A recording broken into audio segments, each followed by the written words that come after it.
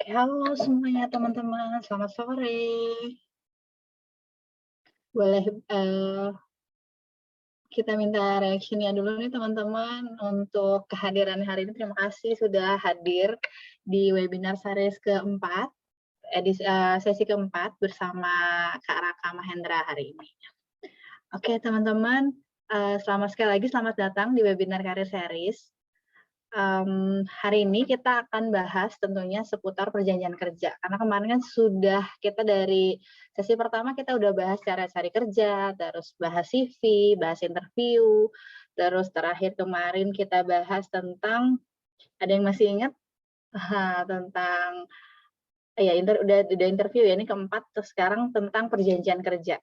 Jadi setelah, mencari kerja, udah dapat kerjanya di mana, udah kirim CV, terus udah di-interview, terus udah ceritanya udah, maju ke tahap selanjutnya. Kita harus tahu nih, teman-teman apa aja yang harus diketahui dan diperhatikan tentang perjanjian kerja. Sebelum itu teman-teman, nah, teman-teman buat yang bisa dan memungkinkan untuk, on cam, teman-teman aku minta buat, nyalain kameranya biar Kakaknya juga bisa lihat nih, teman-teman ini apakah dari alumni, apakah dari mahasiswa, dan udah mengerti atau belum, jadi kelihatan gitu, dan kita bisa lihat, wajah ganteng dan cantiknya teman-teman nih. Oke, boleh yang bisa nyalain kamera, kita, on cam bareng-bareng. Oke, selanjutnya teman-teman nanti kita juga akan ada sesi tanya jawab. Jadi teman-teman yang sudah punya pertanyaan silakan di-drop di kolom chat saja. Nanti kita akan tanyakan jika waktunya memungkinkan ya. Selanjutnya untuk pertanyaan silahkan di-drop di kolom chat. Nah, terakhir untuk SKKM buat teman-teman yang masih mahasiswa, nanti di akhir acara kita akan ada evaluasi. Nah, teman-teman untuk mendapatkan SKKM, teman-teman harus mengisi evaluasinya dulu ya. Jadi kita tercatat untuk yang datang hari ini untuk di proses SKKM-nya.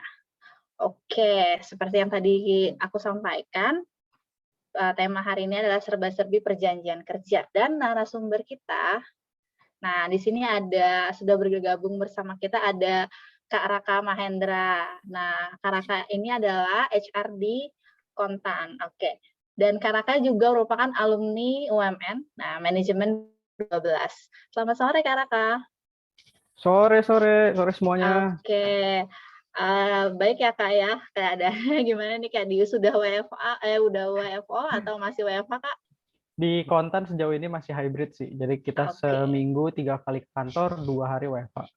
Oke, masih hybrid ya Kak. Masih Oke Kak, hybrid. tanpa berlama-lama nanti Kak Raka boleh perkenalkan lebih lanjut ya Kak. Boleh, boleh. Sekarang aku stop share dulu. Nah, waktu dan tempat dipersilahkan Kak Raka. Oke, aku langsung share screen aja berarti ya. Boleh. Sip, sip, sip.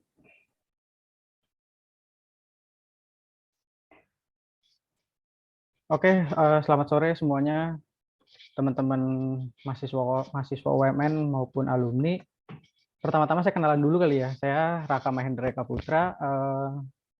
Saya lulusan UMN angkatan 2012 dengan jurusan manajemen, dengan peminatan itu memang khusus spesifik di HR.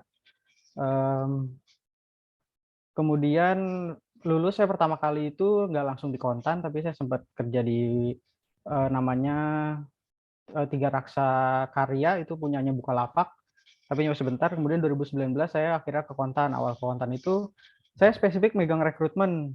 Kemudian semakin berjalannya waktu akhirnya sempat megang GA, kemudian akhirnya sekarang sebenarnya megang semua sih di Kontan di bagian HR kayak gitu. Nah, kemarin diminta untuk membahas serba-serbi mengenai perjanjian kerja. Oke, mungkin kita langsung mulai aja kali ya. Sebentar. Sebentar. Nah, welcome to the company. Di sini ada kata-kata yang bagus banget dari owner dari Kompas Gramedia, Bapak Jakob Utama. Bekerja adalah berupaya dengan segenap akal budi untuk memenuhi tanggung jawab terhadap diri sendiri, keluarga, dan masyarakat. Bekerja tidak hanya mencapai kesuksesan karir, namun juga menjaga kejujuran dan integritas. Kita tahu sendiri, Pak Jakob Utama sangat-sangat mengedepankan yang namanya kejujuran dan integritas dalam bekerja ya. Nah, kemudian pembahasan kita itu yang pertama ada status kepegawaian. Yang pertama ada kontrak kerja, kemudian ada probation, klausul kontrak, batal kontrak, kemudian ada hak dan kewajiban karyawan, ada jam kerja, compensation and benefit, cuti dan hari libur, tunjangan, fasilitas kerja, training, jenjang karir, dan kita akan juga membahas mengenai current issues, ada yang namanya tahan ijazah kan, biasanya kalian mungkin udah pernah sering dengar, ada juga outsourcing, dan juga kontrak yang berkepanjangan. Nah, sebelum kita masuk ke pembahasan, aku mau refresh sedikit nih mengenai journey to day one, bagaimana kalian itu bisa akhirnya diterima di suatu perusahaan. Di sini ada 8 step, tapi 8 step ini perlu teman-teman perhatikan, ini tuh tidak saklek seperti ini gitu. Jadi 8 step ini itu bisa posisinya berbeda-beda. Yang pertama itu pemanggilan interview. Teman-teman itu biasanya akan dipanggil interview bisa via email, via WhatsApp. Kemudian ada sesi interview. Nah, biasanya sesi interview ini ada 2 sampai 3 sesi yang ada dari HR, kemudian ada juga dari user. Nah, ada juga psikotes. Di beberapa perusahaan, psikotes itu bisa aja dilakukan sebelum ada sesi interview. Gitu, di beberapa perusahaan. Sama juga dengan medical check up. Nah, medical check up ini itu lebih ke cakupannya itu untuk mengetahui apakah teman-teman itu menderita penyakit-penyakit yang sekiranya menular atau penyakit-penyakit yang mungkin kalau aku nih kerja kantoran di kontan gitu, paling penyakit yang dicek itu ya paling kalau indikasinya kayak kolesterol itu masih aman lah gitu, nggak apa-apa. Tapi kalau misalkan ada TBC kayak gitu itu kan berbahaya juga. Atau untuk teman-teman yang kerjanya kayak di pertambangan gitu-gitu kan nggak boleh kalian punya asma atau punya jantung, riwayat penyakit jantung kayak gitu kan nggak bisa. Nah, setelah medical check up, biasa kan ada offering letter. Apa sih offering letter itu? Offering letter itu surat sebenarnya yang berisi penawaran dari perusahaan kepada kalian, calon karyawan. Biasanya isinya offering letter itu tuh nama kalian, kemudian ada posisi yang kalian dapatkan di perusahaan tersebut, atasan kalian siapa, waktu kalian mulai bekerja, misalkan itu kontrak sampai kapan, kemudian ada besaran gaji. Sebenarnya offering letter ini tuh ibaratnya teaser dari kontrak kalian lah. Biasanya itu cuma 1 lembar 2 lembar sih dia nggak panjang-panjang isinya. Kemudian setelah offering letter, kalian itu biasanya kan tanda tangan kontrak. Nah, nanti tanda tangan kontrak akan kita jelaskan lebih lanjut. Ada namanya training juga, baru akan mulai start day one. Tapi sekali lagi aku ingetin bahwa 8 step ini tidak saklek seperti ini. Biasanya di setiap perusahaan akan berbeda-beda kayak gitu. Oke, kita mulai yang pertama ya. Status kepegawaian. Kita akan mulai dari probation. Sorry, sebentar. Sebentar. Nggak kelihatan. Nah, probation atau masa percobaan itu adalah periode periode di mana hubungan kerja antara perusahaan dan karyawan digunakan oleh perusahaan untuk menilai kinerja karyawan baru. Bagi karyawan, masa probation juga berguna bagi masa adaptasi terhadap pekerjaan dan budaya di perusahaan baru. Sebenarnya masa probation atau percobaan itu sama aja kayak masa saling menjajaki antara perusahaan dan calon karyawan atau karyawannya kayak gitu. Biasanya sih probation itu 3 sampai 4 bulan, tapi sebenarnya kalau menurut Undang-Undang Tenaga Kerjaan yang baru itu hanya 3 bulan. Dan perlu aku tekankan lagi, di probation ini biasanya itu nggak ada tertulis jangka waktunya di kontrak kalian gitu. Nanti akan aku jelasin lagi. Jadi probation ini biasanya hanya bersifat lisan atau biasanya kan kalau kalian masuk ke perusahaan nih nanti HR itu akan bilang, oke, kamu akan probation selama 3 bulan ya. Probation 3 bulan itu sebenarnya adalah jangka waktu kalian untuk dievaluasi gitu. Nah, perlu diketahui juga semenjak pandemi kemarin 2020 ada yang namanya kontrak profesional. Kontrak profesional itu apa sih? Kontrak profesional itu sebenarnya sama aja seperti kontrak probation. Tapi di situ di kontrak profesional itu dijelaskan berapa jangka waktu kalian itu probation, biasanya 3 bulan. Kalau aku boleh cerita sedikit di kontan itu untuk tim bisnisnya kita itu probationnya 3 bulan. Kenapa 3 bulan? Karena evaluasi biasanya selama 3 bulan. Kalau aku di HR evaluasinya per 6 bulan. Tapi kalau di bagian redaksional atau redaksi seperti reporter, editor dan lain-lain itu probationnya 4 bulan mengikuti masa evaluasi mereka. Nah, di sini ada lagi dijelaskan peraturan masa probation karyawan telah diatur dengan jelas dalam Undang-Undang Tenaga Kerjaan. Pasal 58 ayat 1 dan 2, masa probation tidak dapat diberlakukan dalam perjanjian kerja waktu tertentu dan atau PKWT, dan jika diberlakukan ketentuan tersebut akan dianggap tidak pernah ada dan batal demi hukum. Makanya kenapa biasanya probation itu hanya by lisan aja kayak gitu sih, dijelaskan oleh HR biasanya. Nah, kemudian akan di sini aku menjelaskan mengenai PKWT dan PKWTT. Yang pertama itu PKWT. PKWT apa sih? PKWT itu perjanjian kerja waktu tertentu dalam perjanjian kerja yang mengikat karyawan dalam waktu tertentu. Pemerintah telah mengatur tata cara pemberlakuan PKWT dalam Undang-Undang Ketenagakerjaan pasal 59 ayat 1. Nah, teman-teman, PKWT ini itu biasanya itu 1 tahun. Perlu kalian sebenarnya gini, sebenarnya PKWT itu bisa dibikin sampai 10 tahun sebetulnya. Tapi biasanya di karyawan di perusahaan sekarang itu biasanya akan hanya ada 1 tahun. Biasanya 1 tahun, kemudian jika memang kalian dalam setahun itu nanti akan ada masa evaluasi. Jika kalian memang ibaratnya belum lulus dari evaluasi itu, PKWT kalian itu bisa diperpanjang lagi 1 tahun kayak gitu. Nah, tapi ketika diperpanjang 1 tahun dan kalian lulus evaluasi misalkan 6 bulan, itu tuh kalian bisa langsung diangkat jadi karyawan tetap tanpa harus menunggu 1 tahun. Bahkan bisa juga sejak awal kalian dikontrak 1 tahun oleh perusahaan dan dalam waktu 6 bulan, 4 bulan bahkan kalian kerjanya bagus banget, itu pun diangkat langsung jadi karyawan tetap bisa juga kayak gitu. Nah, di PKWT ini juga teman-teman yang kayak aku bilang tadi, nggak ada yang namanya kalian tuh dikasih tahu waktu masa probation kalian itu nggak ada. Jadi nggak akan ada dicantumin di PKWT, oh kalian probation selama 3 bulan, itu tidak ada gitu. Jadi probation itu, jadi kalau kalian sering dengar kata-kata probation, itu biasanya hanya by lisan dan memang itu jadi bagian evaluasi dari perusahaan aja sih, kayak gitu. Nah, selanjutnya PKWTT. PKWTT adalah perjanjian kerja waktu tidak tertentu yang diperuntukkan untuk karyawan tetap. PKWTT sudah diatur pada pasal 60 ayat 1 Ketenagakerjaan dan hanya diakhiri apabila karyawan sudah memasuki masa pensiun, meninggal, atau mengajukan resign.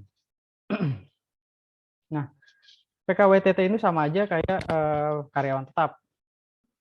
Jadi setelah kalian lolos evaluasi dari PKWT, biasanya akan lanjut ke PKWTT. Nah, perlu diketahui juga, ada beberapa perusahaan yang menerapkan PKWTT-nya itu tidak, kalau PKWT kalian harus tanda tangan di atas materai, kayak gitu, di awal-awal kerja. Di beberapa perusahaan, tidak semuanya PKWTT itu harus ditandatangan lagi. Ada yang hanya berupa SK, surat ketentuan, kayak gitu. Bahkan ada yang hanya lisan aja. Nah, kalau yang aku ambil contoh lagi, kalau di KG Media ya, itu tuh sekarang tuh rata-rata pada pakai SK sih, jadi nggak usah tanda tangan lagi, kayak gitu. Nah, ini ada beberapa hal mengenai PKWT. PKWT, perusahaan dapat memperbarui PKWT jika pekerjaan yang sudah dikerjakan oleh karyawan terkait belum dapat diselesaikan sesuai dengan tenggat waktu yang diperjanjian. Nah, itu seperti aku bilang tadi. Ini sama aja kalau memang evaluasi kalian belum lulus di PKWT tahun pertama misalkan, kalian tuh bisa diperpanjang lagi setahun lagi. Dan memang jika oke, bisa langsung diangkat jadi karyawan tetap. Pembaruan perjanjian dapat dilakukan setelah melebihi masa 30 hari setelah perjanjian kerja berakhir. Ini sebagai contoh misalkan, kontrak PKWT kalian tuh berakhir bulan Juni. Nah, harusnya kan diperpanjang lagi di bulan Juli, 1 Juli kan. Itu tuh bisa Julinya itu di hold atau namanya itu masa dispensasi, dan PKWT barunya itu dibuat per 1 Agustus, itu bisa. Jadi di bulan Julinya itu sekarang tuh namanya itu masa dispensasi. Kemudian PKWT juga bisa diberikan kepada karyawan kontrak yang sedang menjalani proses probation sebelum diangkat menjadi karyawan tetap. Upah karyawan berdasarkan jumlah kehadiran. Nah, upah karyawan ini kalau selama masa PKWT itu dihitung berdasarkan jumlah kehadiran. Jadi kan biasanya kan kalau di upah itu ada namanya indikator uang hadir. Nah, kalau kalian masih di kontrak PKWT, jumlah kehadiran kalian itulah yang akan dihitung menjadi upah kalian. Meskipun di beberapa perusahaan ada sih yang tetap mencantumkan uang makan, kayak gitu-gitulah, pokoknya banyak indikatornya. Nah, jika karyawan sudah melewati masa percobaan selama 3 bulan, maka karyawan tersebut dapat diangkat menjadi karyawan tetap sesuai dengan keputusan perusahaan dan berubah menjadi PKWT. Aku akan ngambil contoh sih di Sinarmas. itu dia masa probationnya memang 3 bulan.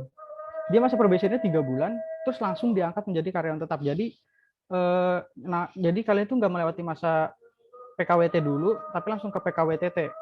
Jadi kalau di kontan kita itu PKWT 1 tahun baru PKWTT, tapi kalau yang aku tahu di Sinarmas itu mereka tuh hanya percobaan 3 bulan langsung PKWTT. Jadi ada beberapa perusahaan yang memang menerapkan sistem seperti itu. Nah, kalau PKWTT, pekerjaan yang tidak memiliki batas waktu karena memang karyawan tetap akan berakhir jika itu tadi meninggal dunia, kemudian dia resign, kayak gitu. Perusahaan bisa melakukan masa percobaan atau probation terhadap karyawan, seperti aku bilang tadi. Kalau PKWTT kalian boleh mencantumkan, di situ dicantumkan tuh probation kalian berapa lama. Tidak ada batasan waktu kontrak kerja, sama seperti tadi. Nah, ini nih, jika karyawan diberhentikan atau dikenai PHK, perusahaan harus membayar uang pesangon kepada karyawan yang bersangkutan. Nah, kalau di PKWTT atau kalian sudah menjadi karyawan tetap, jika kalian di PHK atau diberhentikan, kalian itu berhak atas uang pesangon. Tapi kalau kalian masih kontrak atau PKWT, itu kalian tidak akan dapat uang pesangon dari perusahaan. Perjanjian kerja ini bisa dibuat secara tertulis maupun lisan, seperti aku bilang tadi, itu bisa bentuknya kalian tanda tangan, surat yang kalian tanda tangan, atau bisa juga hanya dalam bentuk SK. Nah, kalau bentuk SK tuh biasanya gimana sih? Bentuk SK tuh biasanya tuh cuma isinya tuh kayak nomor surat, kemudian menimbang, mengingat, kemudian memutuskan nama kalian, jabatan, terus diangkat per bulan apa, itu nanti yang tanda tangan adalah direktur perusahaan atau pimpinan perusahaan lah biasanya. Kalau PKWT itu yang tanda tangan bisa HR manager, general manager, atau bahkan direkturnya sendiri. Nah, selanjutnya aku akan membahas mengenai klausul kontrak.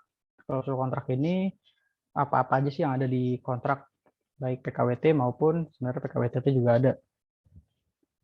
Yang pertama itu identitas para pihak yang membuat kontrak. Nah, identitas para pihak ini itu ada biasanya ya, kalau di perusahaan-perusahaan itu identitasnya itu ada, pertama itu jelas nama kalian. Pihak pertamanya itu adalah perusahaan. Pihak pertama itu biasanya bisa HR manager, general manager, atau direkturnya.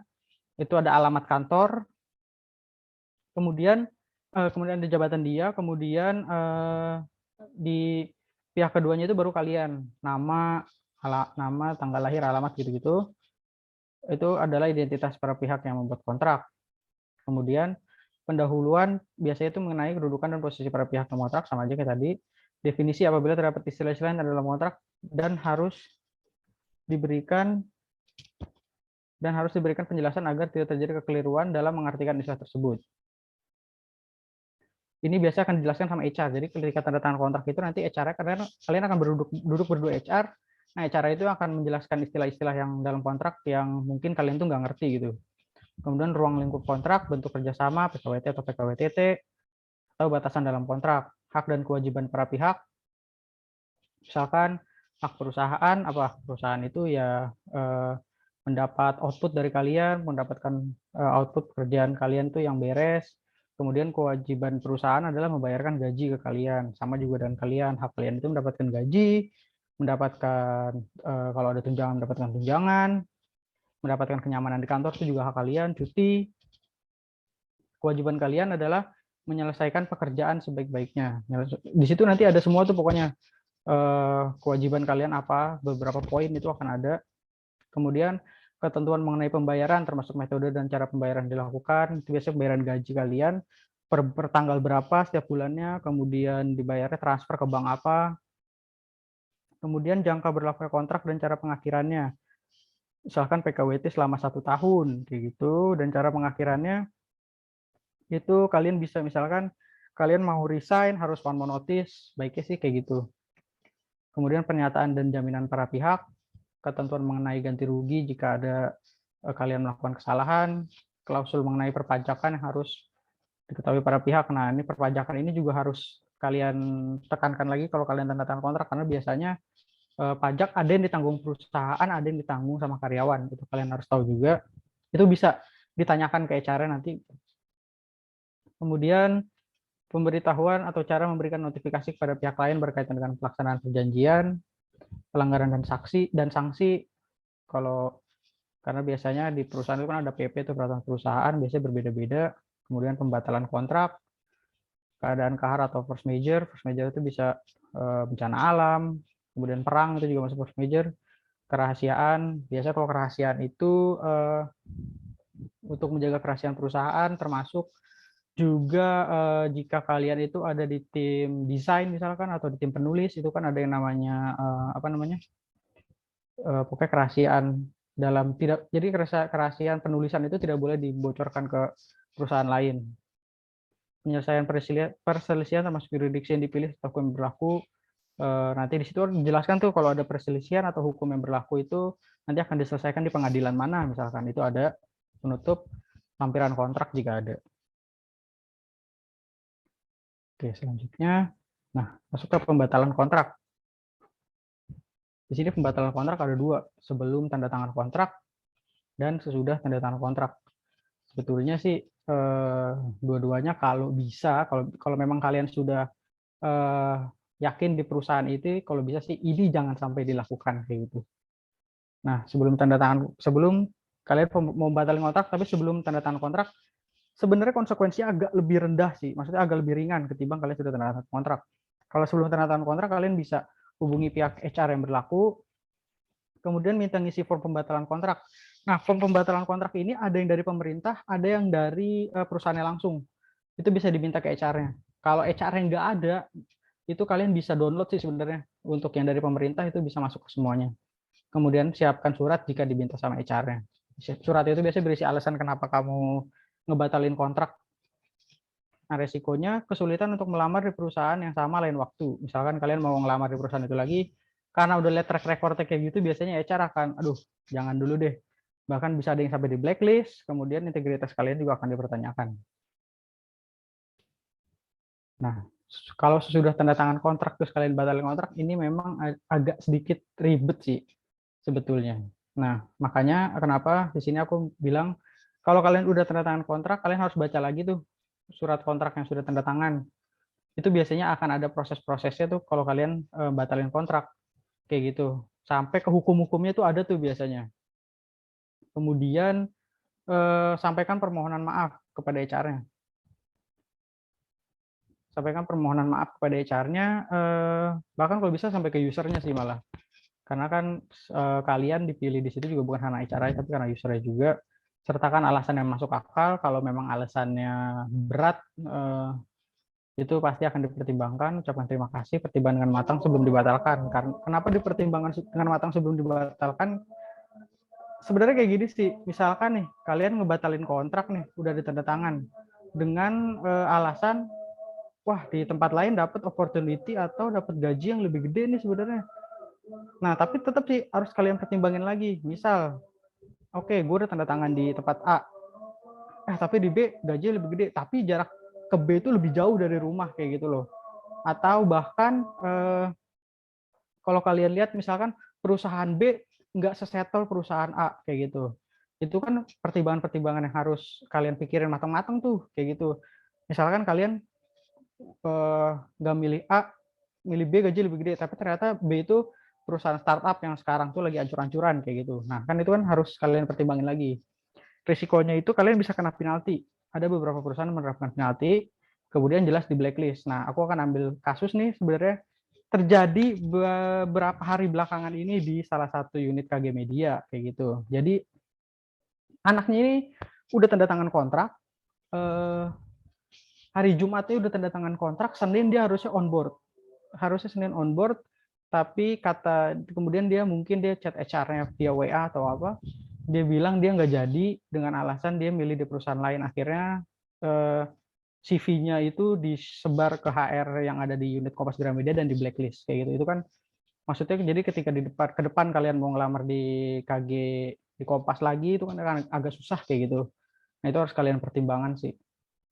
Kalau bisa sih makanya ketika kalian udah bener-bener ingin tanda tangan kontrak, udah gitu. Maksudnya jangan akhirnya pelin-pelan untuk nggak jadi nih. Karena kontrak itu kan semuanya berdasarkan hukum ya, karena tanda tangan di atas materai. Jadi kalau perusahaannya mungkin perusahaannya bisa maafkan, tapi kalau perusahaannya agak strict dan dibawa ke ranah hukum itu sangat bisa sekali sih kayak gitu. Makanya kalian sebelum tanda tangan kontrak, baca kontraknya baik-baik sampai habis, perhatikan setiap detail, yang nggak ngerti bisa ditanyakan ke HR-nya, baru kalau memang kalian sudah oke bisa ditanda tangan. Oke, kita lanjut ya. Saya izin minum sebentar ya. Silakan Kak. Oke, bentar ya, bentar. Sampai sini teman-teman sudah ada yang mau ditanyakan? Kalau misalnya ada yang mau ditanyakan atau mau dijelaskan kembali, silahkan ditanyakan aja di kolom chat ya teman-teman. Oke, kita lanjut. Lanjut ya.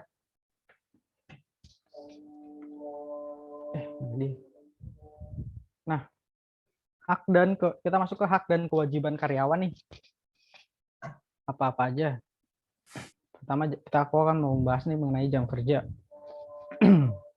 Di Indonesia, peraturan ketenaga kerjaan tentang jam kerja itu udah diatur sebenarnya di UU nomor 13 tahun 2003.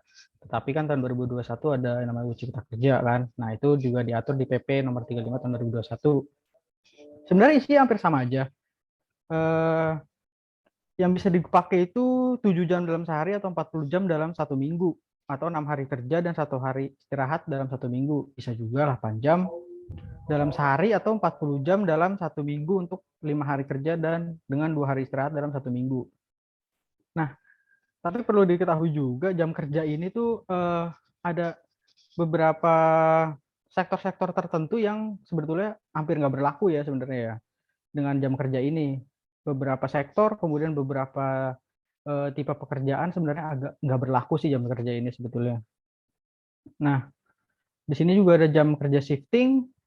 Kalau di UU Tenaga Kerjaan dan UU Cipta Kerja itu nggak ada pasal khusus sih sebenarnya yang mengatur tentang shift kerja karyawan karena semuanya berbasis sama sih 8 jam atau 7 jam itu. Nah, di sini ada beberapa bidang pekerjaan yang sebenarnya dengan pola kerja 8 jam itu sebenarnya hampir nggak mungkin sih. Kayak bidang pelayanan jasa kesehatan, rumah sakit, puskesmas kayak gitu-gitu.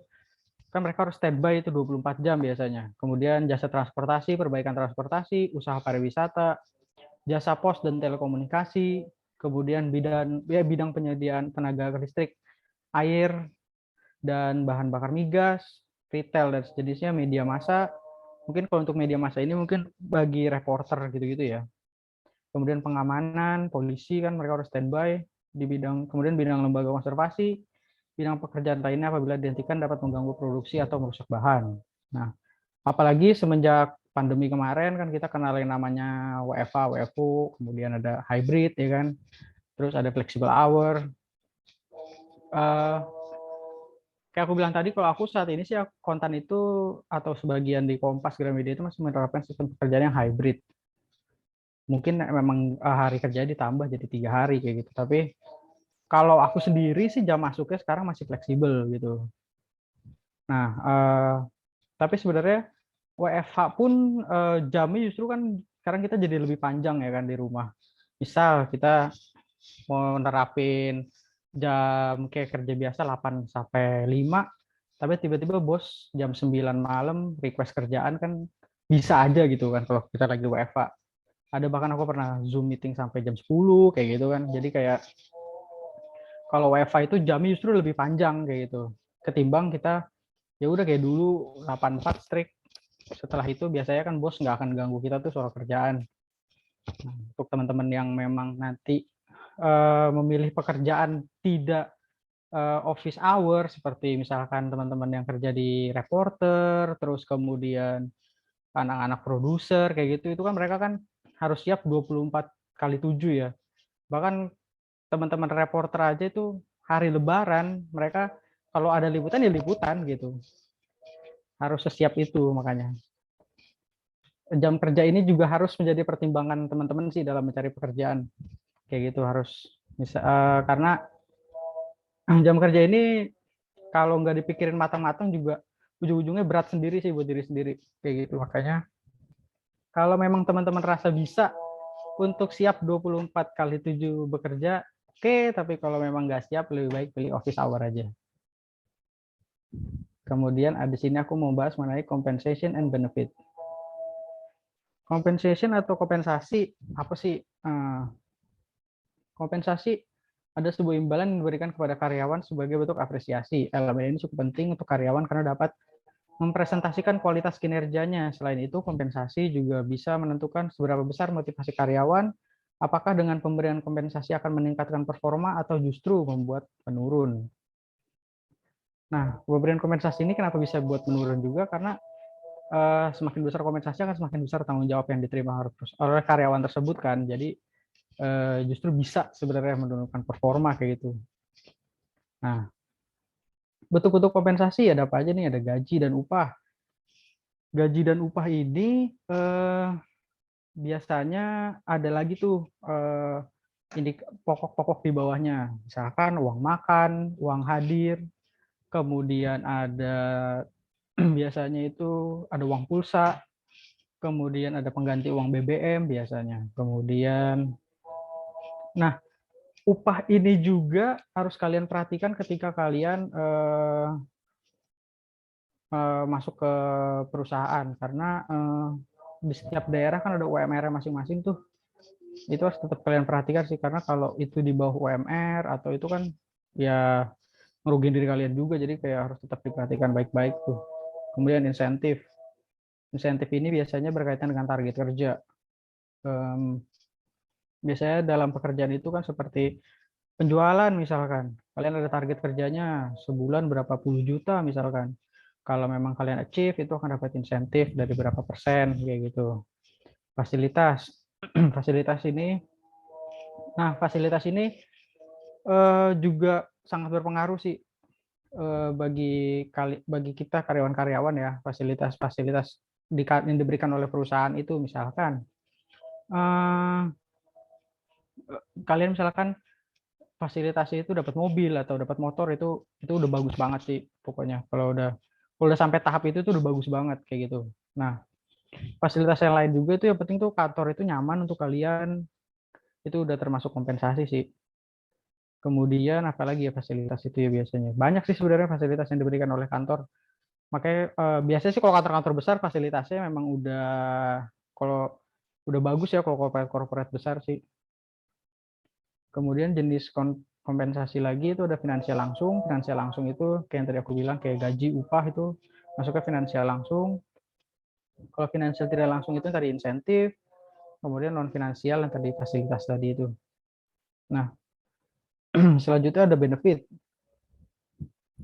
Benefit merupakan pemberian tambahan dari perusahaan kepada para karyawan di luar kompensasi. Biasanya benefit bersifat non-tunai dan bertujuan untuk menunjang kesejahteraan karyawan. Artinya benefit bisa berbentuk kompensasi finansial tidak langsung maupun kompensasi non-finansial. Hal tersebut bertujuan untuk memberikan penghargaan yang layak pada para karyawan sehingga mereka bisa loyal dan meningkatkan produktivitas kerja.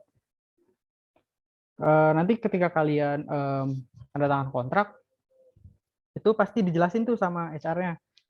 Ada benefit apa aja sih yang akan kalian dapatkan. Kalau normalnya ya di perusahaan itu benefit yang pasti kalian dapat itu BPJS Ketenagakerjaan itu pasti kayak gitu. Maka dan kalau bisa sih itu ada gitu dalam kerja kalian nanti itu karena akan sangat-sangat membantu sih BPJS Ketenagakerjaan itu, meskipun kadang setiap kantor itu punya asuransinya lagi, asuransi kesehatan biasanya mereka ada lagi sih. Nah, bentuk-bentuk benefit ini bisa apa aja? Seperti aku bilang tadi, ada BPJS Ketenagakerjaan dan Kesehatan. Kalau BPJS Ketenagakerjaan, udah pasti tercover kantor. Nah, ini juga perlu kalian perhatikan saat offering.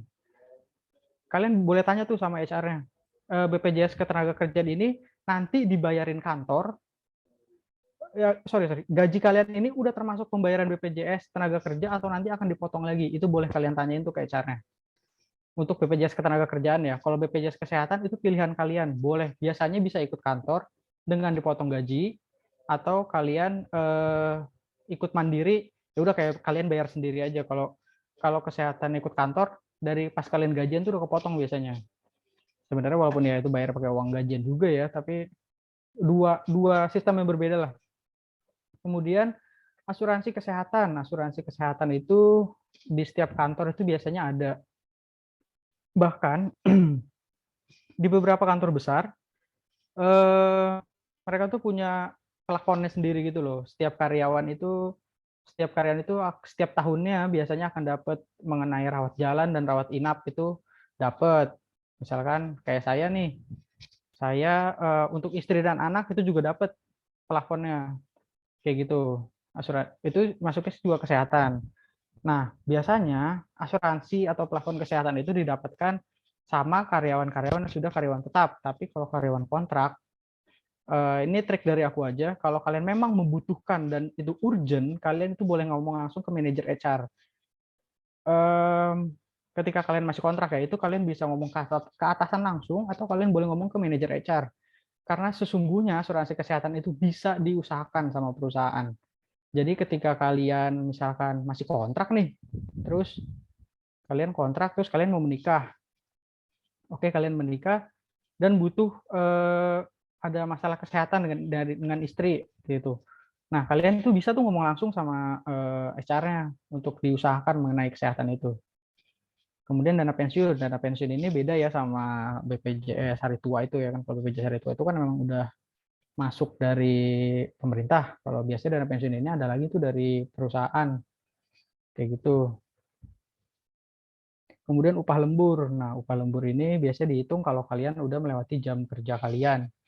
Kalau biasanya sih, nah ada juga perusahaan yang nggak bayarin nih upah lembur kayak gitu. Tapi ada juga perusahaan yang memang strict untuk membayarkan upah lembur. Biasanya upah lembur tuh ada yang macam-macam sih nominalnya, ada yang mulai dari bahkan yang 20.000 per jam aja ada kayak gitu. Nah, upah lembur ini juga harus kalian tanyain ke HR-nya ketika nanti kalian tanda tangan kontrak atau sebelum memulai bekerja, supaya karena upah lembur ini kadang-kadang cukup tricky dan cukup menipu nih kadang-kadang. Jadi kalian harus hati-hati juga. Kemudian tunjangan hari raya atau THR. Tunjangan hari raya ini biasanya biasanya beda-beda sih. Kalau di Kompas sendiri itu kita tunjangan hari raya itu ada dua kali, Natal dan Lebaran. 60%, 60%. Ada juga yang lebaran doang dapatnya, ada juga yang lebaran doang satu kali gaji, ada juga yang misalkan non muslim dapatnya di Natal aja satu kali gaji kayak gitu. Jadi berbeda-beda sih sebenarnya tunjangan hari raya ini. Dan kalau kalian masih kontrak, misalkan kalian masuk kantor baru belum 1 tahun udah mau deket lebaran, biasanya THR-nya gimana sih? Biasanya THR itu dihitungnya proporsional dari bulan kalian masuk ke lebaran itu berapa bulan, mana itu macam-macam dapatnya berapa, bisa kalau di aku tuh dikali 60% per 12 kayak gitu misalkan. Itu tuh juga bisa kalian tanyain ke HR sih, pasti HR tahu itu. Oke, kita next ya. Nah, faktor penentu besarnya benefit, pengalaman dan tanggungan karyawan. Kalau semakin lama kalian bekerja di perusahaan, pasti benefitnya akan semakin besar kayak gitu. Terus kemudian juga tanggungan karyawan, misalkan kalian punya istri dan anak, itu pasti akan berbeda sih benefit-benefitnya. Kalau kalian udah menikah, itu biasanya sampai 2 anak itu akan dapat benefit biasanya. Istri dan 2 anak itu biasanya akan dapat benefit. Kemudian kemampuan perusahaan itu terlihat dari perusahaannya. Kalau perusahaannya startup, mungkin benefitnya tidak akan sewah korporat besar gitu kan. Kemudian produktivitas kinerja karyawan. Nah, produktivitas ini itu tuh bisa dihitung misalkan 2022. Nah, produktivitas 2021 kalian itu akan dihitung di 2022. Nah, itu bisa jadi benefit kalian juga tuh. Semakin di 2021 kalian bekerja sangat bagus, di 2022 pasti benefitnya bertambah. Kemudian jabatan karyawan, benefit direktur dan benefit staff itu pasti berbeda kan. Kayak gitu, nominalnya plafonnya pasti berbeda sih. Jadi semakin tinggi jabatan, semakin banyak benefitnya. Nah, selanjutnya ada hari libur. Yang dimaksud dengan hari libur adalah hari istirahat mingguan atau hari libur resmi. Hari libur resmi adalah hari libur nasional yang diliburkan secara nasional atau hari libur yang ditetapkan oleh pemerintah daerah, seperti hari raya kenegaraan, hari raya keagamaan itu pastikan tanggal merah tuh libur. Kemudian peraturan mengenai waktu istirahat bagi pekerja serta hari libur resmi yang ditetapkan oleh pemerintah tertulis dalam pasal 85 Undang-Undang Tenaga Kerja nomor 13 tahun 2003, pasal 79 nomor 11 tahun 2020. Nah, jenis-jenis hari libur apa aja sih? Kemudian ada hari istirahat atau libur mingguan, Sabtu. Biasanya kan seperti peraturan jam kerja tadi, sebenarnya setiap karyawan itu berhak atas wajib itu 1 hari libur kan. Nah, kalau kebetulan kalau memang office hour itu biasanya Sabtu Minggu libur. Tapi kan kalau kalian misalkan kerjanya di pabrik kayak gitu, biasanya tuh liburnya tuh ganti-ganti seminggu tuh ganti-gantian, nggak mesti Sabtu Minggu libur, misalnya kalian liburnya Selasa atau Selasa atau liburnya hari Minggu doang kayak gitu. Penting 1 hari itu pasti ada liburnya. Nah, kemudian ada hari libur resmi ditetapkan pemerintah kayak tadi kayak hari raya kenegaraan pasti kan tanggal merah libur. Kemudian juga hari Pancasila, kemudian hari buruh itu kan biasanya libur tuh May Day. Nah, hari libur ini juga ada pengecualian, teman-teman. Tergantung jenis pekerjaannya sebetulnya. Kayak aku bilang tadi, misalkan kalian kerjanya reporter nih. Ya aku bilang kalau reporter itu mereka itu shiftingnya itu betul-betul padat sih makanya. Kenapa bisa? Makanya aku bilang kadang-kadang kalau Lebaran itu ya kalau memang ada tugas liputan ya liputan kayak gitu. Itu nanti biasanya itu diatur sama atasannya sih. Biasanya kalau kayak Lebaran, oke nih hari pertama Lebaran libur, hari keduanya mungkin bisa liputan kayak gitu. Next, kemudian ada cuti. Nah, cuti ini adalah hak kalian. Kalau cuti tahunan itu berdasarkan Undang-Undang tahun 2000 nomor 13 tahun 2003 itu sekurang-kurangnya 12 hari kerja dalam setahun. Nah, di beberapa perusahaan juga ada juga tuh yang cuti tahunannya sampai 18 bahkan. Itu tuh biasanya dimasukin juga sama cuti bersama, misalkan cuti bersama Hari Raya Idul Fitri dan Natal itu kan biasanya lumayan panjang tuh dari pemerintah. Nah, itu tuh dimasukin di situ juga biasanya. Dan ada juga yang enggak, ada juga yang cuma 12, tapi nanti cuti bersama ya ikut libur kayak gitu. Nah, 12 hari cuti tahunan ini itu biasanya memang didapat sama karyawan yang minimal 1 tahun bekerja. Biasanya kalau di bawah 1 tahun itu biasanya memang belum ada cutinya kayak gitu. Tapi ya kalau memang kalian sakit atau ada hal-hal yang tidak mungkin ditinggalkan kan kalian mau nggak mau harus cuti tuh. Nah itu tuh bisa kalian bilang sama atasan kalian. Nah tapi juga biasanya cuti tahunan itu sebelum di bawah jika kalian di bawah 1 tahun itu kalian boleh tuh ngajuin cuti. Biasanya kan kalau ini udah by system, nah kalian tuh bisa ngajuin cuti manual ibaratnya kayak gitu. Itu tuh bisa-bisa aja sebenarnya. Kemudian cuti besar karyawan ini biasanya untuk karyawan yang udah kerjanya tuh lebih dari 5 tahun tuh biasanya itu tuh bisa dapat cuti besar. Cuti besar itu 1 bulan selama 1 bulan. Dan biasanya cuti besar selama 1 bulan itu nggak boleh tuh biasanya diambil selama 1 bulan 30 hari berturut-turut kalian nggak ke kantor itu biasanya nggak boleh. Jadi kayak biasanya tuh diselang-seling tuh berapa hari dan cuti besarnya itu jatuhnya jadi kayak boleh dipakai selama 1 tahun gitu loh. Jadi misalkan 1 bulan selama 1 tahun jadi gitu. Misalkan kalian kalau di kontan itu kita dapat cuti besar itu setelah 10 tahun mengabdi itu baru dapat cuti besar selama 1 bulan. Nah, sama kalau di kantorku juga di kontan itu cuti besar itu nggak boleh itu udah ambil 30 hari berturut-turut itu nggak boleh. Jadi tetap harus ada gapnya gitulah baru kalian bisa ngambil. Bahkan dari beberapa karyawan yang senior ya cuti besar itu nggak bakal habis 30-30-30-nya kepake tuh nggak bakal sih. Apalagi kalau karyawannya itu ya itu tadi di bidang editorial gitu. Wah gila nggak mungkin sih. Mereka pakai 30 hari nggak ngambil berita, nggak liputan itu nggak mungkin gitu. Jadi kayak mungkin untuk beberapa posisi itu bisa ya cuti besar itu kepake kayak gitu. Kemudian ada cuti penting. Nah, cuti penting ini juga harus kalian tanya nih ke HR kalau kalian tanda tangan. Biasanya ini tidak akan ada di kontrak. Ini biasanya akan ada di PP, di peraturan perusahaan. Ada kemudian cuti penting ini ada karyawan menikah, kalian akan dapat 3 hari cuti. Misalkan kalian misalkan kalian nikahnya Sabtu nih. Nah, Sabtu itu dihitung cuti. Makanya kadang-kadang harus ditanyain lagi tuh sama pihak HR-nya. Sabtu ini dihitung cuti atau nggak dihitung cuti, atau nanti Senin dihitung cutinya gitu. Kayak gitu harusnya. Karena biasanya tuh ada tuh, misalkan kalian nikah Minggu itu dihitung cuti. Kemudian mau ngambil 2 hari lagi, Senin, Selasa, kayak gitu. Kemudian menikahkan anaknya, untuk orang tua menikahkan anaknya dapat tuh cuti penting 2 hari. Menghitankan anaknya atau sunatin anaknya dapat juga 2 hari. Membaptis anak juga dapat 2 hari. Istri melahirkan atau keguguran kandungan 2 hari juga untuk suaminya. Kalau kalian kalau kalian yang keguguran itu perempuan itu biasanya itu lebih dari 2 hari itu dapatnya. Terus suami, istri, orang tua, dan anak anak meninggal dunia juga 2 hari. Anggota keluarga dalam satu rumah meninggal dunia, kalian dapat cuti 1 hari. Sekali lagi ini tuh nggak ada di kontrak, tapi biasanya itu ada di PP. Jadi bisa kalian langsung tanyain ke HR aja.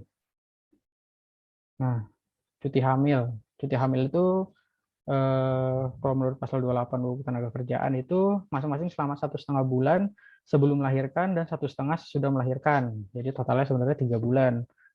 Tapi ada juga sih sebenarnya sih sekarang lebih fleksibel ya, bisa aja kayak oh ya udah sebulan sebelum melahirkan gue baru cuti deh. Nanti setelah gue melahirkan baru 2 bulan lagi, bahkan ada yang kurang dari itu. Terus bahkan ada peraturan yang baru kemarin kan, kalau ini dapat istri melahirkan dapat 6 bulan, cuti, terus suaminya dapat cuti 40 hari. Luar biasa sih itu sebenarnya. Buat karyawan itu ngenakin sebenarnya, tapi buat perusahaan agak-agak ya, kalian mereka harus membayar berarti paid leave tapi tetap dibayar selama 6 bulan. Kemudian cuti sakit, izin sakit ini atau cuti sakit ini dapat itu berdasarkan saran oleh dokter. Biasanya kan kalau kita berobat dapat surat dokter tuh, itu ada berapa harinya, itu bisa kalian kasih ke HR atau ke atasannya. Cuti haid ini untuk perempuan biasanya. Nah, cuti haid ini nggak semua kantor ada ya. Maksudnya ada beberapa kantor yang menerapkan ini gitu. Dapat jumlah cuti sebanyak 2 hari, tapi ada juga beberapa kantor yang nggak menerapkan ini sih. Tergantung dari perusahaannya sendiri. Nah, kita masuk ke training atau ke pelatihan. Sebentar. Nah, pengertian training menurut Bernardin dan Russell, training sebagai usaha pengenalan untuk pengembangan kinerja tenaga kerja pada pekerjaan yang dikerjakan. Biasanya hal ini berarti melakukan perubahan perilaku, sikap, keahlian, serta pengetahuan yang khusus. Tujuan training apa aja sih? Tujuan training itu meningkatkan produktivitas, kestabilan dan keluasan organisasi, mengurangi pengawasan, memberikan moral, dan mengurangi kemungkinan terjadinya kecelakaan. Metode training. Ini kalian sih sebenarnya juga pasti udah belajar sih di kampus. Kalau gue sih dulu belajar banget ini di kampus. Ada metode on the job training, jadi training yang ibaratnya kalian dicemplungin langsung lah ketika kalian udah mulai bekerja. Bekerja sambil training, bekerja sambil dimentorin, semuanya sudah berjalan, kalian sambil diarahin, oh ini harus gini gini gini. Kemudian ada demonstrasi, simulasi, dan ruang kelas. Biasanya ini 4 metode ini biasanya yang dipakai sama perusahaan-perusahaan sih. Kalau mungkin ruang kelas itu biasanya dipakai untuk training biasanya untuk anak-anak yang benar-benar masih fresh graduate tuh biasanya. Nah, mereka tuh biasanya akan dapat kelas sendiri untuk di training dulu, baru dicemplungin kayak gitu. Tapi memang ada aja yang langsung dicemplungin, sebagai on the job training aja, udah santai aja kayak gitu. Kita next ya. Nah, aku mau bahas mengenai current issues yang ada di dunia kerja saat ini nih. Tahan ijazah ini teman-teman pasti udah pada sering denger lah mengenai pro kontra tahan ijazah ini. Ketika kita ngelamar kerja, diterima di suatu perusahaan, tapi kita harus tahan ijazah asli, bahkan bukan kopian atau apa, ijazah asli kita harus ditahan sama perusahaan selama kontrak kita ada di perusahaan. Nah, pro-nya apa sih sebenarnya? Pro-nya ini sebenarnya untuk perusahaan adalah, jadi karyawan itu nggak resign seenaknya.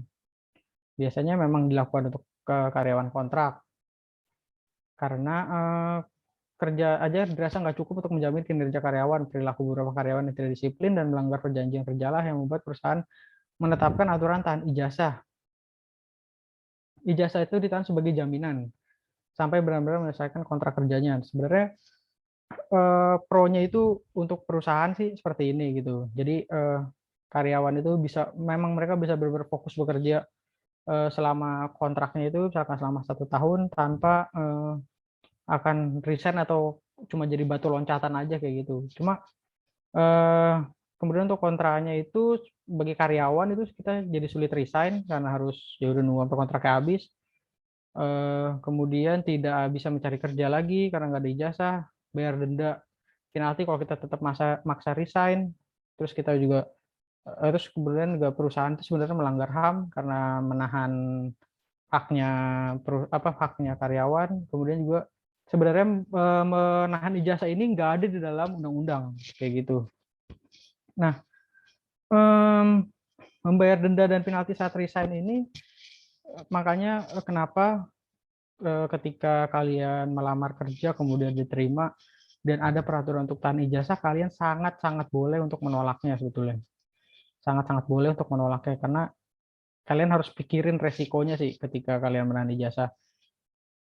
Tapi kalau nggak tahu deh, kalau sekarang-sekarang mungkin udah jarang ya pada perusahaan yang nahan-nahan ijazah, tapi kalau memang nanti kalian dapet, ada perusahaan seperti itu, kalian boleh dengan sangat menolak, eee, menolak kalau nggak pengen sih ijazahnya ditahan kayak gitu. Karena ya ini resikonya sangat besar banget kalian jadi terikat selama mending kalau setahun, kalau kontraknya 5 tahun kayak gitu kan, wah pegel juga kan, jadi kan kalau nggak ada ijazah.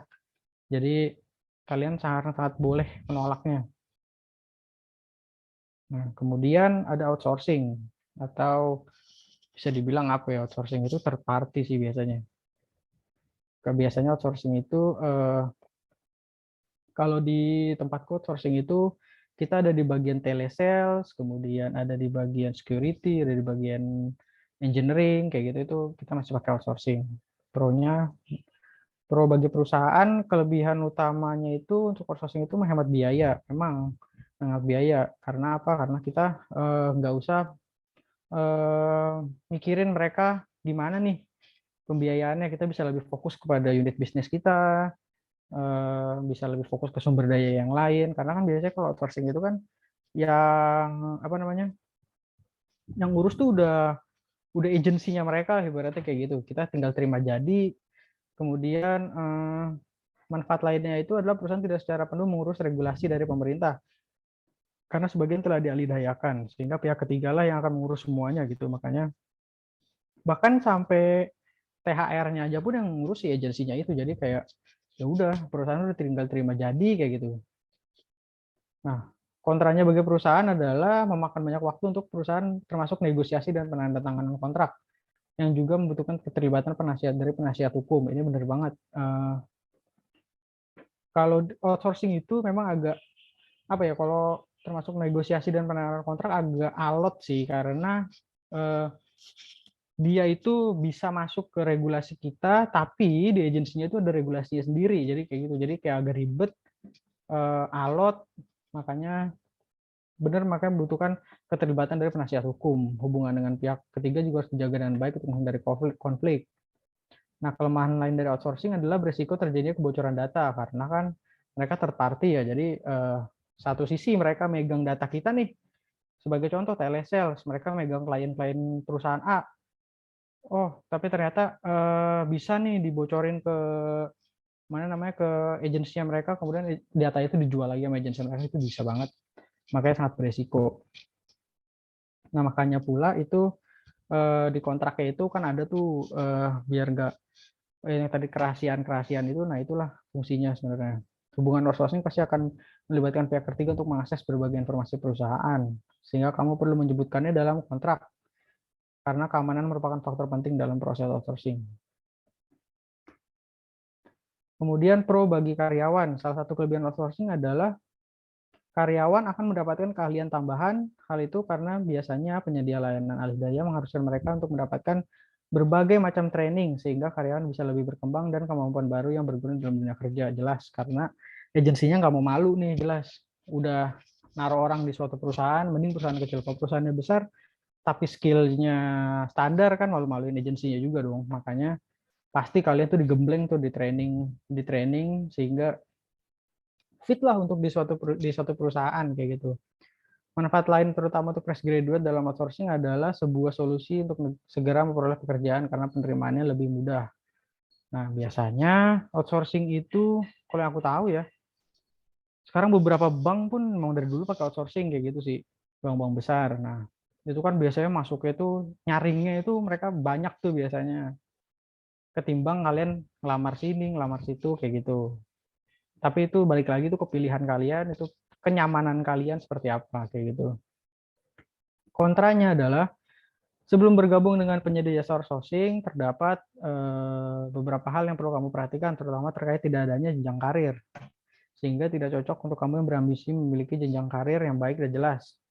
Kekurangan lain dari outsourcing adalah mengenai kesejahteraan karyawan yang kurang terjamin, karena dengan pekerjaan tetap yang dimiliki banyak benefit terkait kesejahteraan karyawan, tunjangan untuk bekerja alih daya biasanya tidak banyak diberikan oleh perusahaan. Kelemahan lainnya itu outsourcing itu adalah rentan terhadap PHK. Terkadang masa kerja karyawan outsourcing pendek, kamu bisa melakukan pekerjaan atau pelatihan setelahnya. Namun ada kemungkinan masa kerja panjang dengan gaji yang kurang layak karena pentingnya kamu untuk memperhatikan isi kontrak dengan jelas untuk mengantisipasi hal yang tidak diinginkan. Nah, kalau outsourcing itu memang gak enaknya adalah mereka tuh dikontrak terus-menerus tuh. Kalau di suatu perusahaan yang enggak untuk diangkat menjadi karyawan tetap tuh hampir tidak mungkin kayak gitu. Jadi biasanya akan terus dikontrak, gajinya juga ya udah memang kadang ada yang kurang layak. Karena itu sih biasanya outsourcing itu ada di posisi-posisi yang seperti telesales, bukannya ini ya, tapi itu posisi itu sebetulnya kalau dipakai kalau perusahaan mencari karyawan yang reguler gitu, yang kontrak reguler PKWT dan PKWT itu akan memakan waktu kayak gitu. Jadi kayak lebih baik itu pakai outsourcing kayak gitu. Kemudian juga rentan terhadap PHK karena payung hukumnya juga outsourcing itu tidak begitu kuat sehingga kalian rentan terhadap PHK. Jadi makanya kalau fresh graduate menurutku sih kalian mumpung masih pada muda, jadi cobalah buat pastikan setiap kalian nih punya nih kantor impian. Nah itu boleh tuh kalian coba, nggak apa-apa dicoba aja dulu. Ketimbang sebenarnya outsourcing ini itu tadi resikonya besar banget sih, karena agensinya mending kalau agensinya bagus, kalau agensinya ini juga nggak bagus juga kan, bahkan ada yang sebelum kerja kalian dimintain biaya kayak gitu, itu ada aja yang kayak gitu, makanya harus benar-benar diperhatikan banget. Nah, perjanjian kerja outsourcing itu adalah PKWT atau PKWTT di mana harus ditulis dengan jelas dan dapat dipertanggungjawabkan secara hukum serta dipegang oleh seluruh pihak termasuk jika ada perjanjian kerja, peraturan perusahaan dan perjanjian bersama yang lebih spesifik. Nah, jarang banget outsourcing itu yang PKWTT, biasanya PKWT mereka kan kontrak terus kayak gitu. Selama sepanjang-panjangnya aja kayak gitu. Apalagi sekarang dengan UU Cipta Kerja yang baru, kalian boleh diperpanjang kontrak PKWT sampai kapanpun kan. Nah, ini kayak aku bilang tadi, UU Cipta Kerja itu pada dasarnya memberikan fleksibilitas kepada PKWT. Semuanya bisa didasarkan pada kesepakatan. PKWT tidak harus dibuat berdasarkan jangka waktu 5 tahun dan diperpanjang terus-menerus. Tetapi bisa dibuat berdasarkan selesai pekerjaan tertentu. Jika sebuah pekerjaan atau proyek butuh waktu 10 tahun, tidak masalah dibuat kontrak untuk 10 tahun atau asal disepakati kedua pihak. Nah, itu kayak aku bilang tadi, UU Cipta Kerja ini kalau sebelumnya PKWT mentok, kalian itu boleh cuma maksimal itu di 3 tahun, kalau sekarang pun sampai 10 tahun boleh kayak gitu. Asal disepakati oleh kedua pihak. Kalau salah satu pihak tidak sepakat itu bisa dinegosiasiin lagi. Makanya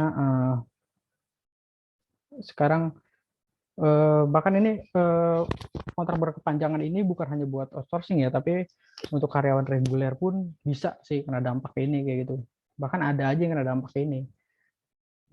Maka jenjang karirnya itu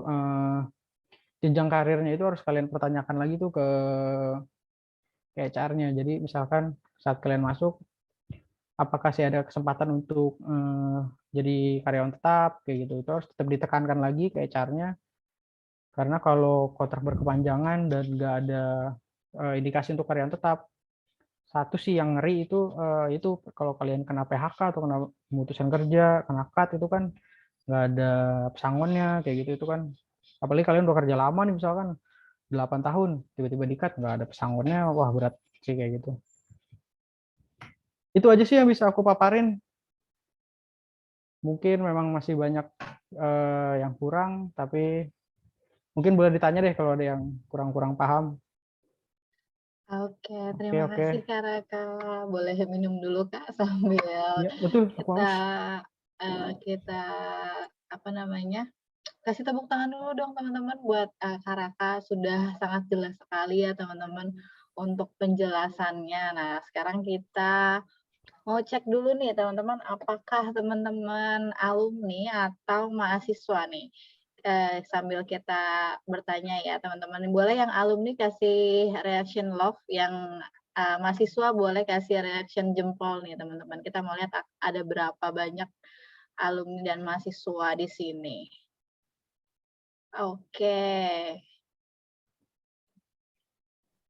Wah, banyak mahasiswa nih ya.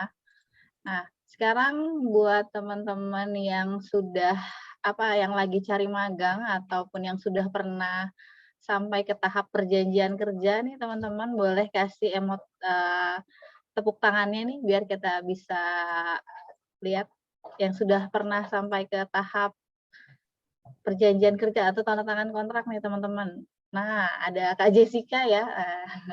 Ya karena Kak Jessica sudah kerja di CDC ya Kak Jessica. Teman-teman yang lain apakah ada yang sudah pernah sampai ke tahap perjanjian kerja nih? Atau masih masih kuliah, masih magang? Oke, kalau begitu. Nah, kita langsung aja nih teman-teman yang ada pertanyaan langsung saja di raise hand atau diketik ke kolom chat. Nah, sudah ada nih dari oke. Oke, dari J nanti, ada rekamannya ada J, nanti kita kirimkan. Nanti tinggal email aja ke emailnya alumni atau karir ya, J. Oke, teman-teman ada yang sudah punya pertanyaan atau udah sangat jelas nih teman-teman untuk, presentasi atau pemaparan dari Kak Raka hari ini? Nah, kalau misal ini harus dipancing dulu sebenarnya, Kak, agak malu-malu nih masuk UMN nih. Wajar, wajar, Nah, wajar.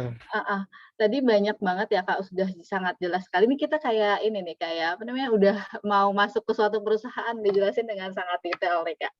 Nah, aku mau tanya nih, Kak, tentang, apa sih namanya, eee, bukan pemutusan ya, pembatalan kerja tadi. Oke. Biasanya kan fresh graduate nih sangat, apa namanya ya, kayak, terbuka untuk, opportunity baru nih. Misalnya belum 1 tahun, kan masih PKWT ini belum 1 tahun, Hmm. tapi sudah dapat kesempatan nih dari, apa sih namanya, perusahaan lain nih. Oke.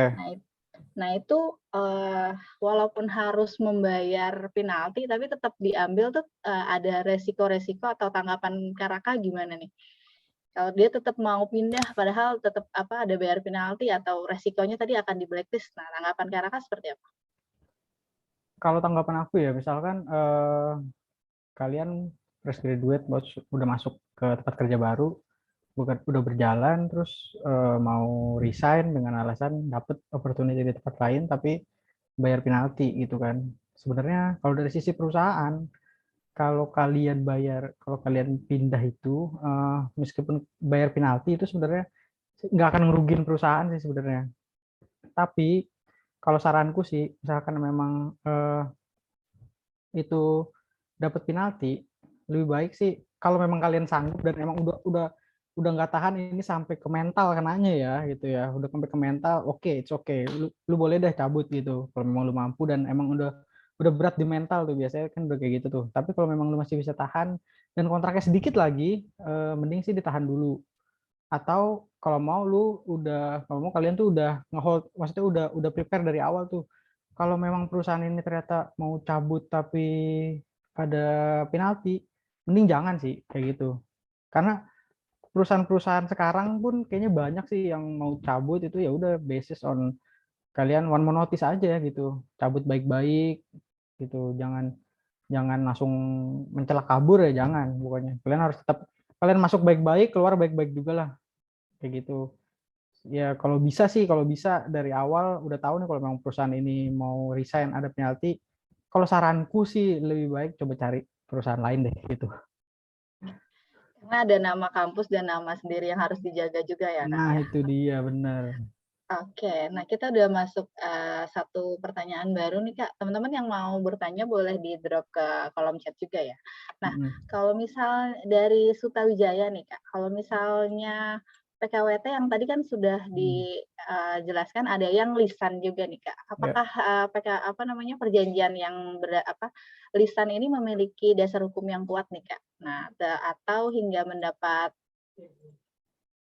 dapat SK. SK saja yang memiliki dasar Dokumen. hukum yang kuat. Seperti apa, Kak?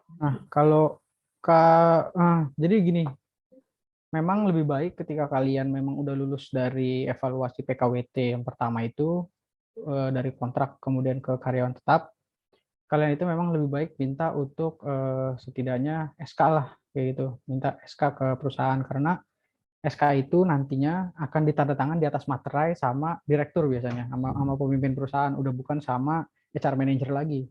Kalau PKWT itu biasanya kebanyakan yang tanda tangan kan HR manager atau GM. Nah, jadi kalau saranku sih memang berbasis lisan itu hukumnya nggak kuat bahkan karena kan hanya udah lu dua angka cari karyawan tetap per bulan ini gitu, dan jarang juga perusahaan yang sebetulnya menerapkan hanya lisan doang gitu. Jadi kalau memang kalian terdapet yang kayak gitu, saranku sih minta setidaknya SK lah. SK bahwa kalian itu sudah lulus evaluasi PKWT, diangkat menjadi karyawan tetap per tanggal sekian, mungkin ada probation dari sekian sampai ke sekian, ditandatangan di atas materai sama direkturnya, baru itu memiliki hukum yang sah dan kuat sih kayak gitu. Oke, karena selain diri sendiri dirugikan, perusahaan juga akan sedikit banyak akan dirugikan kalau nggak ada tertulis ya, Kak, ya. Nanti Nah dia itu main dia. kabur aja. Oke, Bisa kalau ditembak hukum berat berat juga perusahaannya sebenarnya. jadi, diusahakan, Diusahakan tetap dapat, dapat tertulis ya hitam di atas ya. putih, teman-teman. Seenggaknya SK aja kayak gitu. Hmm. Oke, Kak, lanjut nih, Kak. Sejauh ini nih Kak, mungkin kita boleh sedikit santai juga nih sharing nih Kak. Selain tadi yang di hit and run itu Kak, untuk pelamar yang udah tanda tangan kontrak terus kabur, Oke. ada kasus-kasus yang bisa jadi pelajaran kita nggak yang berat-berat gitu untuk ketentuan perjanjian kerja ini Kak? Kalau berdasarkan pengalaman aku ya, Mhm, selama bertahun-tahun mengurusin ini, sebenarnya yang berat banget sampai ke ranah hukum sih aku sejujurnya belum pernah dapat kayak gitu. mmm, Tapi kalau yang hit and run itu banyak sih, lumayan sih sebenarnya. banyak Nah, ya? makanya saranku sih sebenarnya ya itu tadi, kalau kalian memang udah benar-benar yakin sama perusahaan ini, udah gitu, maksudku jangan jangan udah tanda tangan terus ya udah terus nggak jadi dengan gampangnya kayak gitu loh. Karena yang jelek tuh nama kampus kalian juga gitu loh. Jadi nanti kalau perusahaan mau ngambil karyawan lain dari kampus ini, ada track record anak sebelumnya begini nih jelek gitu. Makanya jadi kalau bisa sih jangan kayak gitu. Kalau kalian belum tanda tangan masih nggak apa-apa deh kalian mau itu, tapi dengan alasan yang kuat ya, jangan mepet juga nih, misalkan kalian tanggal 1 udah mau tanda tangan kontrak dan onboarding, tanggal 30-nya baru bilang, wah nggak bisa mas, gini-gini. Karena kan perusahaan butuh waktu untuk mencari posisi yang vakan tersebut. Dan nyari orang itu memang ya sama kayak kalian nyari kerja, nggak gampang kayak gitu. Oke, selanjutnya nih Kak, memungkinkan nggak sih Kak untuk, perusahaan tidak memberikan kompensasi-kompensasi, yang tadi disebutkan. Nah, kalau misalnya perusahaan tidak kasih kayak BPJS atau apa, padahal kita sudah, udah kontrak, udah pegawai itu, apakah, menyalahi aturan hukum nggak? Oke. Sebetulnya gini sih, kalau untuk BPJS Ketenagakerjaan ya, untuk BPJS Ketenagakerjaan bagi PT itu wajib hukumnya kayak gitu. Itu ada diatur di undang-undang. Untuk BPJS Ketenagakerjaan, untuk melindungi karyawan itu wajib hukumnya. Nah, untuk benefit yang lain, memang tidak setiap perusahaan itu memberikan. Ada aja perusahaan cuma ngasih BPJS Ketenagakerjaan aja ada kayak gitu. Ada yang memang benefitnya komplit, bahkan sampai ke BBM ada kayak gitu. Nah, kalau untuk BPJS Ketenagakerjaan itu hukumnya wajib, dan kalau makanya itu harus kalian make sure dari awal sebelum kalian tanda tangan kontrak sih. Kalian dapat gak tuh BPJS Ketenagakerjaan kayak gitu. Biasanya untuk perusahaan-perusahaan sekelas, ya oke kita ngomong misalkan Kompas gitu, itu pasti dapat lah. Tapi kalau startup tuh, agensi biasa sekarang kan banyak tuh advertising agency yang menawarkan gaji dengan sangat-sangat besar, tapi dengan kesehatan mental yang sangat-sangat buruk. Itu kan banyak banget sekarang tuh ya kan, yang bakar-bakar duit. Nah itu tuh biasanya mereka nggak ngasih BPJS Ketenagakerjaan tuh, tapi mereka ngasih gaji yang wah gila, gaji gede-gede banget sekarang si agensi itu. Tapi ya kita nggak tahu mereka settle atau enggak dalam beberapa tahun ke depan kan. Sekarang aja banyak yang ini yang tutup, makanya sih saranku sih dari awal tetap tuh harus diperhatiin kalian tuh dapat BPJS Ketenagakerjaan atau enggak, terutama kalau kalian di korporat besar gitu. Jadi kalau memang itu sudah PT itu hukumnya wajib sih biasanya, karena kan kalau agensi itu mereka biasanya belum PT tuh, jadi mereka masih bisa tidak memakai BPJS Ketenagakerjaan. Kalau benefit lain itu tergantung dari peraturan perusahaannya sendiri, ada atau enggaknya. Oke, jadi startup-startup ini cukup, saingan berat dari, korporat ya, Kak, karena penawaran gaji yang cukup fantastis. Sekarang banyak banget anak-anak korporat yang pindah ke agensi dengan berbasis gaji yang selangit-selangit, tapi kesehatan mentalnya pada teruji semua di sana. Biarin aja Oke. lah. Selanjutnya nih, Kak, untuk, nego gaji, Kak, berapa persen sih kira-kira, batas aman buat kita misal nego kenaikan gaji, ada nggak sih, Kak, kira-kira patokannya untuk teman-teman, mahasiswa atau alumni, ngajuin untuk nego gaji? Seperti itu, Kak. Nego gaji baru masuk ya berarti ya, misalkan gitu ya. Iya, betul. Nego gaji baru masuk, oke. Biasanya setiap perusahaan itu ada yang namanya standar gaji di awal untuk fresh graduate. Setiap perusahaan itu ada pasti kayak gitu. Apalagi sekarang kan ada yang aku bilang ada yang namanya kontrak profesional atau kontrak probation itu biasanya gajinya itu mereka net tuh biasanya.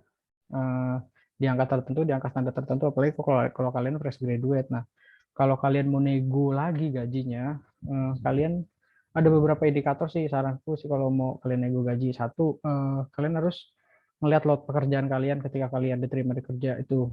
Kalau memang kalian rasa loadnya melebihi dari apa yang ada di requirement-nya, itu kalian boleh nego gaji lagi.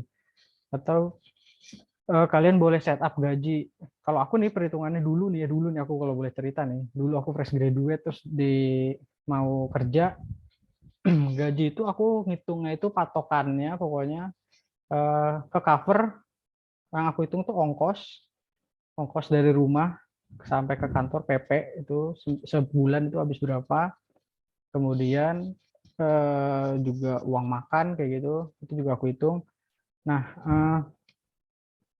kalau seberapa persennya sih ya, seberapa persennya itu sebenarnya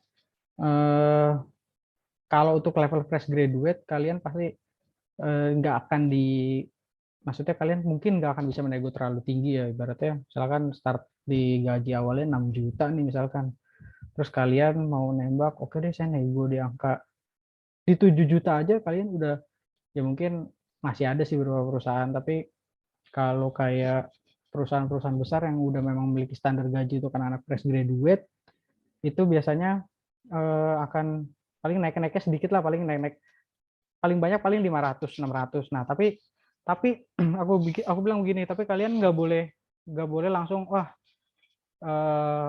naiknya sedikit.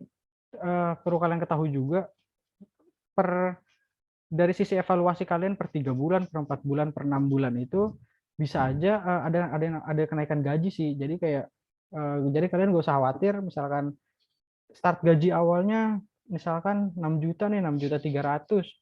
Tapi kemudian karena kerja kalian bagus, terus kalian anaknya aktif kayak gitu, biasanya tuh nanti setelah evaluasi tuh bisanya per 6 bulan gaji kalian tuh naik lagi gitu loh. Jadi kayak step by step naik kayak gitu. Dan kalau kalian misalkan nanti udah kerja lama gitu kan, terus kalian memang dapat opportunity di tempat lain yang mana itu hak kalian, ya pasti gaji kalian lebih tinggi kayak gitu. Jadi ambil proses belajarnya dulu dari awal dengan gaji yang sesuai memang dengan load pekerjaan kalian ya. Kalau memang load pekerjaannya ternyata super duper numpuk dengan gaji yang memang kecil, itu kalian boleh mempertanyakannya ke atasan dan HR sih kayak gitu. Oke, teman-teman, masih adakah yang mau bertanya nih, teman-teman, mahasiswa atau alumni, biar kita bahas lebih dalam lagi nih bersama Kak Raka. Oke. Oke, kalau misalnya nggak ada nih dari Kak Raka, kemarin kayaknya kita sempat ngobrol-ngobrol nih, buat teman-teman di sini yang lagi cari magang, Kak, apakah di Kontan ada opportunity nih, Kak, buat magang? Nah, sebenarnya Konten lagi nyari banget nih anak magang, terutama di bagian video editor sama di desain kalau ada tuh. Kalau di sini ada yang udah lulus juga dan suka nulis, kita juga lagi buka lowongan sebagai penulis online. Enaknya penulis online ini tuh kerjanya remote. Jadi nggak ada ke kantor, kalian kerja dari rumah full WFH. Jadi konten itu punya kontributor yang tersebar di seluruh Indonesia. Kita ada di Solo, di Sumatera, dan lain-lain negara lainnya, dan kita lagi butuh tambahan personil nih di bagian itu. Apa ya? Kayaknya aku pernah di-share di CDC juga sih kayaknya beberapa lowongan itu. Bisa dilihat di situ, nanti bisa kirim email, aku langsung yang ngecek. Jadi kalau anak UMN santai aja lah. Pasti aku usahakan. Tapi kalau bisa nih yang video editor dan desain nih, anak-anak magang nih, aku sangat welcome nih kalau ada yang mau. Oke, segera ya. Jadi teman-teman DKV atau teman-teman jurnalistik nih yang mau apply untuk magang atau bahkan full time di Kontan, bisa bisa kontak Kak Raka. Mungkin boleh di-chat di sini Kak emailnya nih biar teman-teman bisa mencatat emailnya sambil aku bacakan pertanyaan mungkin terakhir ya kita dari Dimas. Oke, selamat sore Kak, mau bertanya, saat menegosiasikan gaji, etiskah kalau kita menyinggung tawaran dari tempat lain atau tawaran dari pekerjaan sebelumnya nih kalau kita udah kerja? Oke, misalnya kita di Kontan, misalnya ditawarin sekian, tapi di tempat lain saya dapat sekian gitu. Nah itu etis nggak Kak? Oke, kalau gini sih, kalau kalian udah mulai, ini posisinya kita udah kerja atau belum nih? Kalau kita sudah bekerja, itu nggak apa-apa sebenarnya. Tapi itu hanya kita dan manajer HR ya, misalkan itu, atau dengan atasan kita ya, yang tahu gitu, yang tahu. Itu kalian nyinggung gaji, misalkan dengan manajer HR kayak, Bu, Pak, aku dapat ini nih opportunity dari tempat lain. Pasti kan ditanya tuh, kenapa kamu mau pindah? Ya tawarannya lebih baik. Terus biasanya sih HR akan nanya tuh, emang kamu dapat tawaran berapa kayak gitu. Tapi kalau memang karyawan yang baru banget nih mau masuk nih, terus dengan santainya, di tempat lain saya dapat segini, ya nggak bakal diterima. Ya udah tempat lain aja, ngapain di sini gitu pasti sih. Tapi kalau kalian memang udah bekerja dan ingin menego gaji di tempat kalian sekarang kerja gitu, nggak apa-apa sih sebenarnya. Sebenarnya feel free aja sih buat nyinggung dari tawaran dari tempat lain, karena juga biar HR tahu, oh ternyata ada opportunity dari kalian nih di tempat itu, di tempat lain dengan besaran sekian kayak gitu. Nanti itu pasti akan jadi bahan evaluasi lagi di atasan kalian dan di HR sih kayak gitu.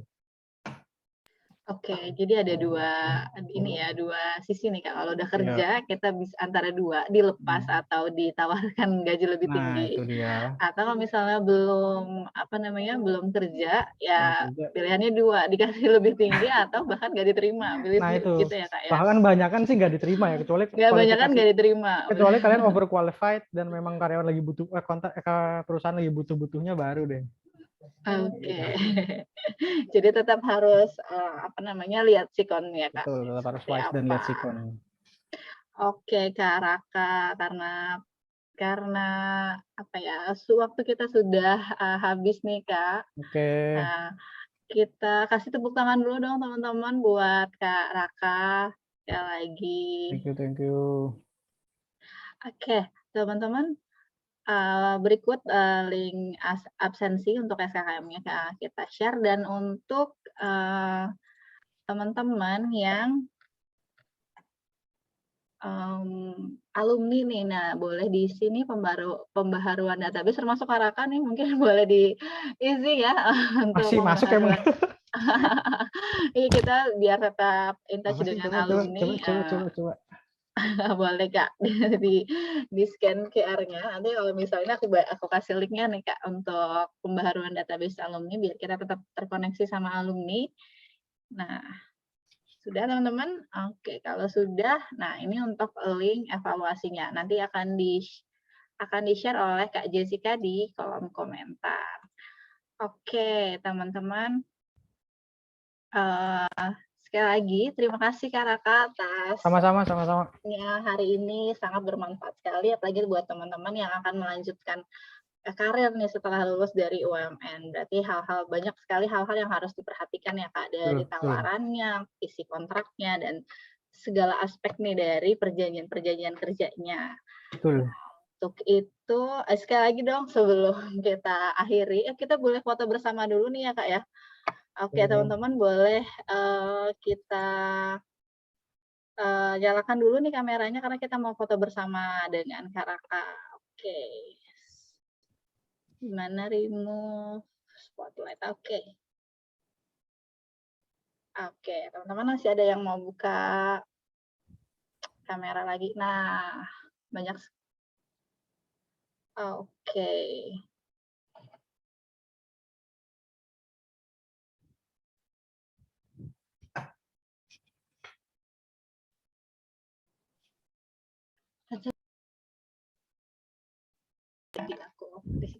Oke, boleh bisa dibantu Kak Jessica untuk fotonya?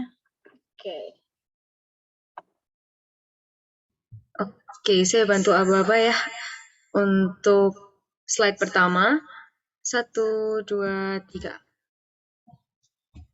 Oke, berikutnya slide kedua, 1, 2, 3. Oke, sudah selesai teman-teman. Saya kembalikan ke Kak Lucy. Oke, terima kasih Kak Jessica. Oke, kalau misalnya sudah selesai mengisi link absensi, sudah semua ya teman-teman ya?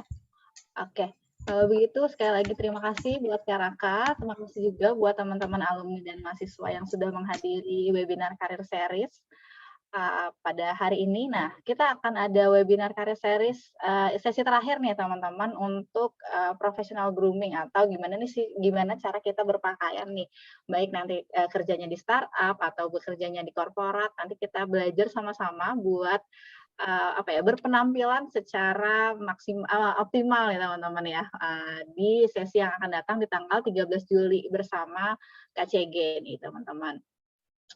Mungkin itu aja dari saya. Terima kasih Kak Raka sekali lagi. Thank you semua, thank you. Teman-teman. Mungkin kita selesai sampai di sini. Selamat melanjutkan aktivitas masing-masing. Terima kasih semuanya. Terima kasih banyak Kak. Terima kasih banyak Kak. Thank you.